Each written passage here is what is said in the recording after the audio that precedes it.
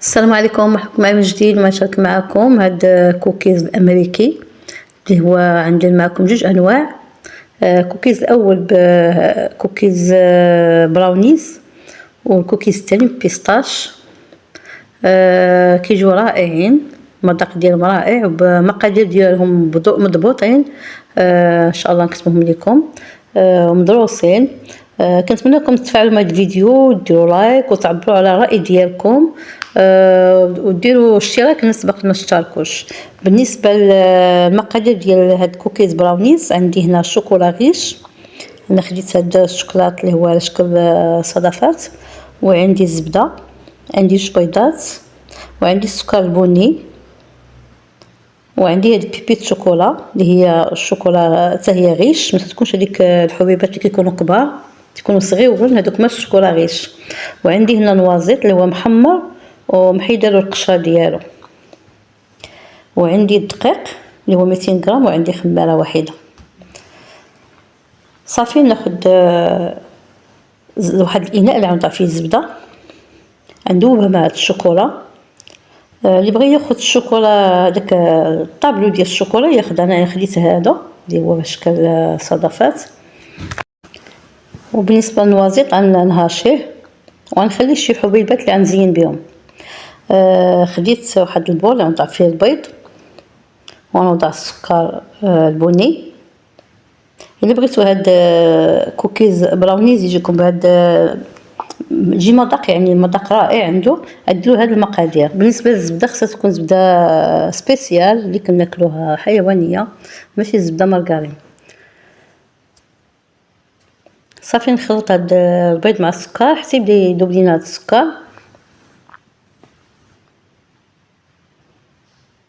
والشوكولا ما نساوهاش كتذوب دابا مع الزبده. صافي نضيف هاد النوازيط اللي هو هاشيسو،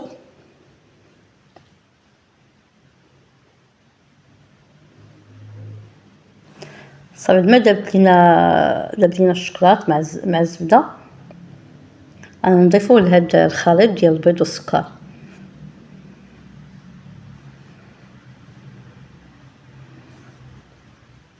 صافي نهبطو كلشي، ما نخليو حتى شي حاجه حيت كلشي معبور،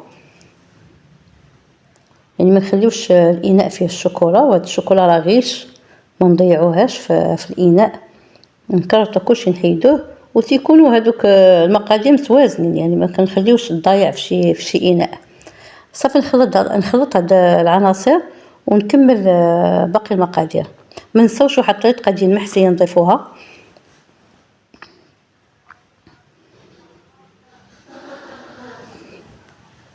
صافي نخلط مزيان. شوفوا الخليط كيف داير، اللون ديالو رائع، والريحه ديال الشوكولات والنوازيط عطيها واحد الريحه زوينه. صافي كنبداو نضيفو الدقيق راه عندي مغربل، عبرتو وغربلتو.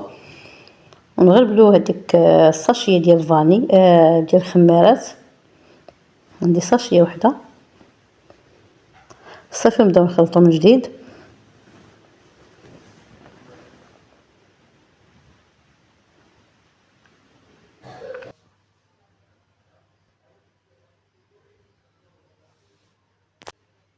بالنسبه للدقيق حنا كنبقاو نضيفو شويه بشويه، عندنا مقدار ديال الدقيق معبور، وفي المقادير حنا كنبقاو نضيفو غير بشويه بشويه باش ما يكونش بعض المرات يكون اختلاف في الدقيق. صافي انا ما صورتش هاد اللقطه اللي ضفت فيها حبيبات الشوكولا، ضفتها وخلطتها من جديد. صافي وغنغطيو وندخلوها للثلاجه حتى كتعقد شويه، حيت راه هو هذا الخليط راه ماشي قاصح، راه باقي مرخوف مزيان. صافي غنديروه في الثلاجه حتى يعقد شي شويه ونرجعو مع نقادوه. بالنسبه للمقادير ديال كوكيز بيستاش، عندي هنا الزبده، وعندي السكر البني، عندي البيض، عندي واحد المعلقه ديال النشا، وعندي حبيبات الشوكولا البيضاء، وعندي هنا كريمه ديال البيستاش، وعندي الملون، وعندي الدقيق وخماره واحده ديال 8 غرام.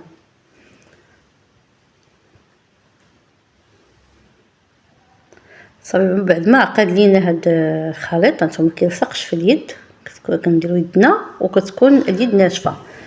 صافي ناخدو واحد القياس، انا درت فيه 70 غرام، غنعبرو القياس، واللي بغى يصغر اقل من هاد القياس يصغر. هو هاد الكوكيز الامريكي كيجي كبير.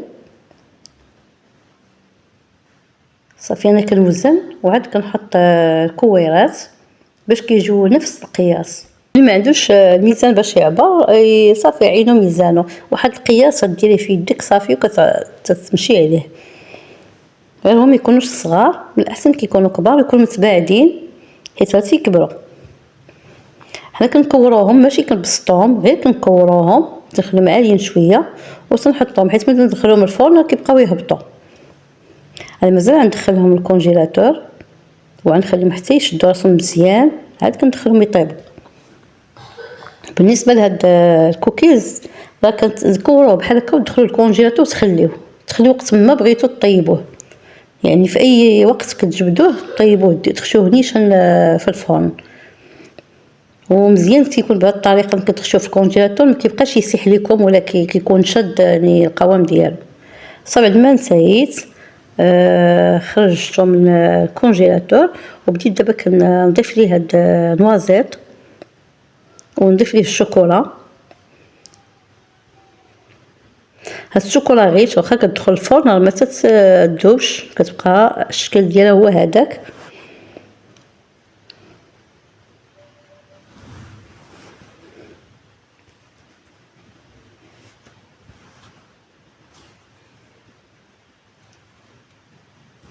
صافي غندخلو الفرن غنطيبو على 170 درجه. وبالنسبه للفرن راه كل واحد والفران ديالو، ما نقدرش نقول لك انا شحال المده اللي غطيبي فيه اولا المده ديال اولا درجه الحراره، حيت كاين الفرن اللي كيطيب على 170، كاين اللي كيطيب على 180.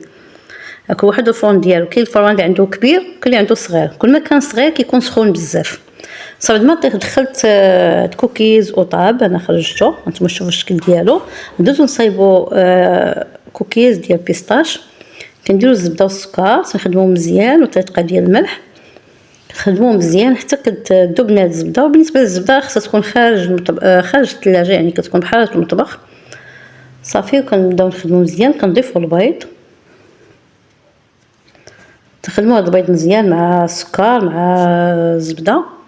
اللي بغى يخدم بالباطور الكهربائي يخدم بالباطور الكهربائي. صافي كنبدا نضيف هاد المقادير اللي باقا اللي هي معلقه ديال النشا، ونضيف هاد لاباط بيستاش. هذه ماشي كلمه بيستاش، عندي لاباط بيستاش، عندي هنا تقريبا 50 غرام.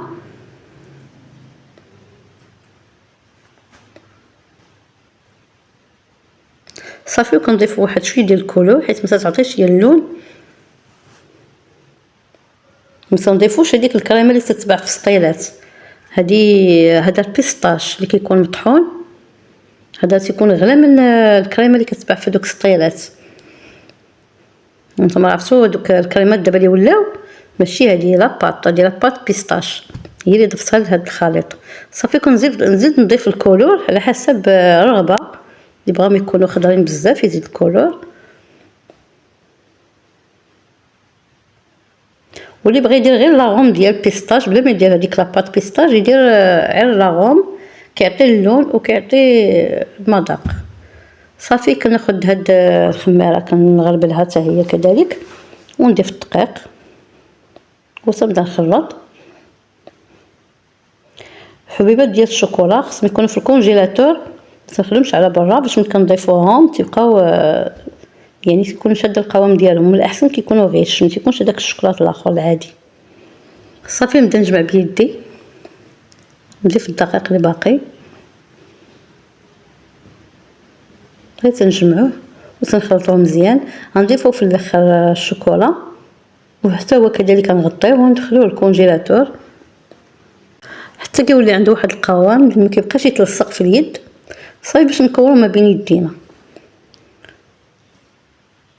صافي ما انتهيت من الدقيق اللي هو عندي معبور، غنضيف هاد الشوكولا ونخلي واحد شويه يعني نزين به من الفوق.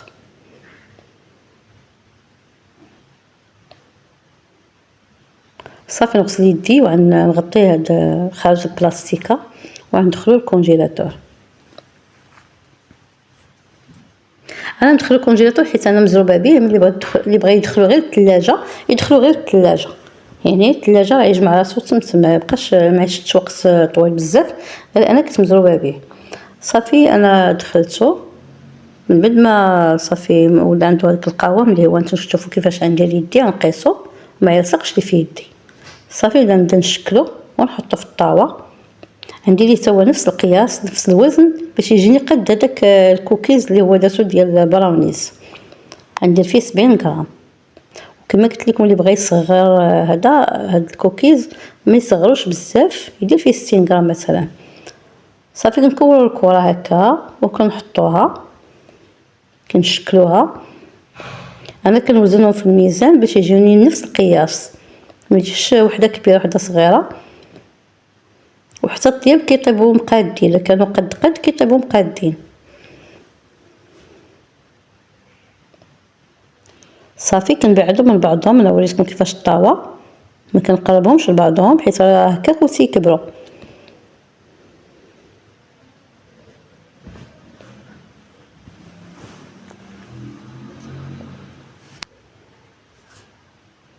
صافي انا درت براونيز الاخر كيطيب، كوكيز براونيز اللي كيطيب.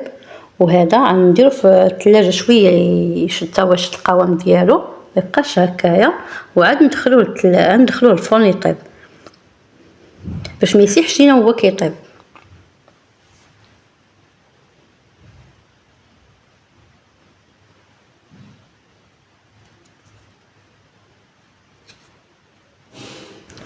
صافي ناخذ بعد ما ننتهي ناخذ الشوكولا اللي شاطت لينا عندنا نوضعها من الفوق.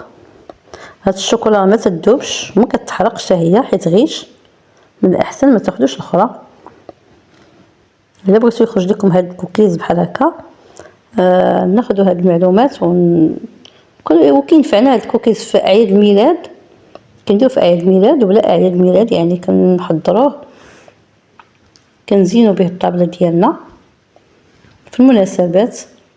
بعد ما انتهيت ناخذ الشوكولا اللي عندي باقا ونوضعها من الفوق.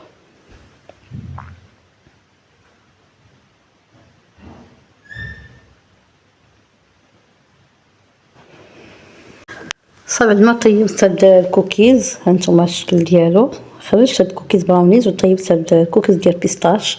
انا كنزينو بالكريمه ديال الشوكولا اللي هي الشوكولا البيضاء وروح ديال او لاغوم ديال البيستاش. الا بغيتو الطريقه قولوا لي في كومونتير ندير لكم كيفاش درت هاد الكريمه.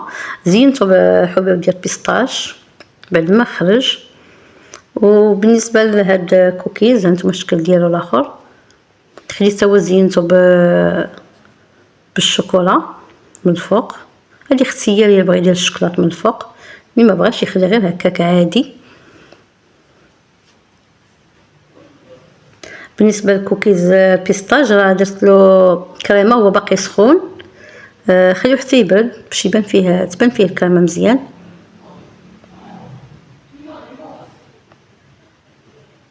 كنتمنى لكم تجربوا هاد الكوكيز كيجي رائع. مازال ان شاء الله ندير معكم انواع اخرى. تفاعلوا مع الفيديو وديروا ليه لايك وبارطاجيوه. كتبوا كومونتير عبروا على الراي ديالكم. وجربوا هاد الكوكيز كما قلت لكم. هانتوما تشوفوا القوام ديالو كيف داير. ناخذ نقسم لكم شي وحده. هانتوما هاد الكوكيز براونيز كيف جا رائع والمذاق ديالو زوين. وجا يعني نشوف الشكل ديالو كيف داير. جا داك المذاق ديال نوازيت حتى هو معاه، يعني كنغيرو قبل ما نديرو الكركاع ندير نوازيت. جا واحد المذاق ديالو زوين وما فيش يعني ما كياخذش واحد القياس كثير ديال نوازيت. كذلك بيستاش ما خدش واحد المقدار كثير، يعني واحد الكميه قليله كنشريوها وتنزينوا بها. كذلك هاد الكوكيز ديال البيستاش حتى هو المذاق ديالو رائع. كنتمنى لكم تجربوهم. وصلنا لنهايه الفيديو، الى اللقاء. ما تنسوش ديال لايك، ما تنسوش البارطاج. مع السلامه في فيديو اخر ان شاء الله، في امان الله.